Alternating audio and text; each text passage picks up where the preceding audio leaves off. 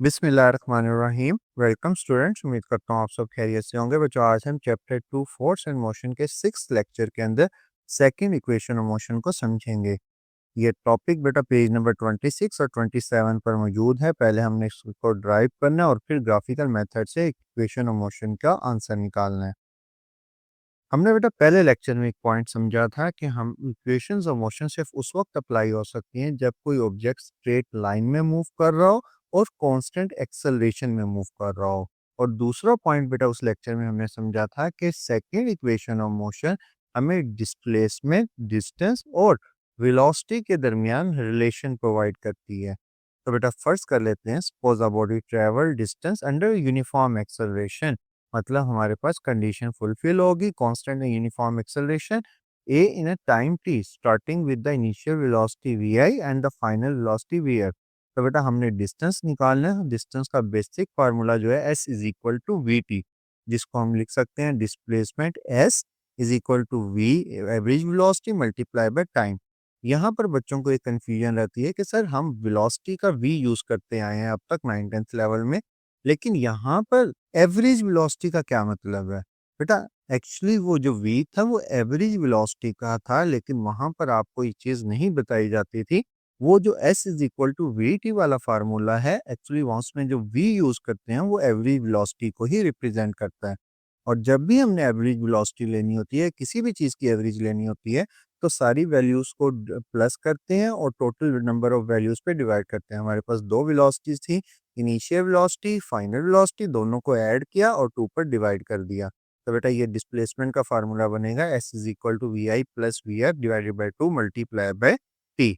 यहाँ पर final velocity की जगह पर अगर मैं first equation of motion use करूँ, V F is equal to V I plus A T, तो बेटा ये फार्मूला बनेगा ये। और यहाँ पर बेटा ये दो इनिशियल वेलोसिटीज ऐड होकर 2vi plus A T divided by 2 और मल्टीप्लाई बाय टी। यहाँ से बेटा अगर आप गौर करें तो बेटा ये 2 इसके साथ भी डिवाइड हो रहा है और ये 2 इसके साथ भी डिवाइड हो रहा है। तो ये 2 इस 2 से कैंसिल हो जाएगा, तो बेटा ये टी दोनों के साथ मल्टीप्लाई होगा, तो बेटा ये बन जाएगा वी आई टी। और इसके साथ का भी 2 रिमेनिंग था, तो बेटा रह गया plus 1 divided by 2 A T का स्क्वायर। ये इक्वेशन हमारे पास सेकंड इक्वेशन ऑफ मोशन कहलाती है। और ये इक्वेशन हमें डिस्टेंस और वेलोसिटी के दरमियान रिलेशन प्रोवाइड करती है। नेक्स्ट है बेटा हमारे पास derivation of second equation of motion by graphical method. हमने उसी ग्राफ की मदद से second equation of motion derive करनी है।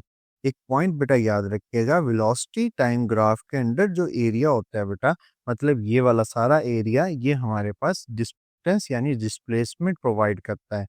अब यहाँ पर आप दोनों डिस्प्लेसमेंट और डिस्टेंस दोनों वर्ड में यूज कर रहा हूँ, क्योंकि जब कोई ऑब्जेक्ट स्ट्रेट लाइन में मूव कर रहा होता है तो बेटा जितना डिस्टेंस होता है उतना ही डिस्प्लेसमेंट होता है।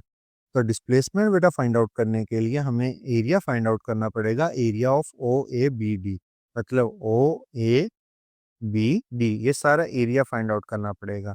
और इस एरिया के अंदर अगर आप देखें तो बेटा दो शेप बन रही है। कौन कौन सी शेप्स बन रही है? एक बेटा रेक्टेंगल बन रहा है ओ ए सी डी, ये एक रेक्टेंगल है। और एक ट्राइंगल है ए बी सी ए, ये एक ट्राइंगल है। अगर बेटा हम टोटल एरिया को ये कह दें कि area of rectangle find out कर लें O A C D plus area of triangle find out कर लें, तो बेटा इस ग्राफ के अंदर जितना भी एरिया है उसको हम इजीली कैलकुलेट कर सकते हैं। तो सबसे पहले बेटा रेक्टेंगल का एरिया फाइंड आउट करने के लिए, मतलब ओ ए सी डी का, इसको हम फाइंड आउट इजीली कर सकते हैं लेंथ मल्टीप्लाई विड्थ। यहाँ पर ओ ए को मल्टीप्लाई कर दें अगर हम ओ डी से, तो बेटा इस रेक्टेंगल का एरिया आ जाएगा लेंथ मल्टीप्लाई बाय विड्थ। इसी तरह बेटा ट्राइंगल का जो फार्मूला होता है वो होता है बेटा 1 divided by 2 A C multiply by B C, यानी 1/2 लेंथ मल्टीप्लाई विड्थ। इसका क्या मतलब है बेटा? अगर आप गौर से देखें तो बेटा ए ई बी सी ये हमारे पास एक रेक्टेंगल था, लेकिन इस ग्राफ को हमने आधा कैलकुलेट करना है, तो बेटा लेंथ मल्टीप्लाई विड्थ का अगर हम हाफ ले लें तो बेटा हमारे पास ये आधा एरिया आ जाएगा।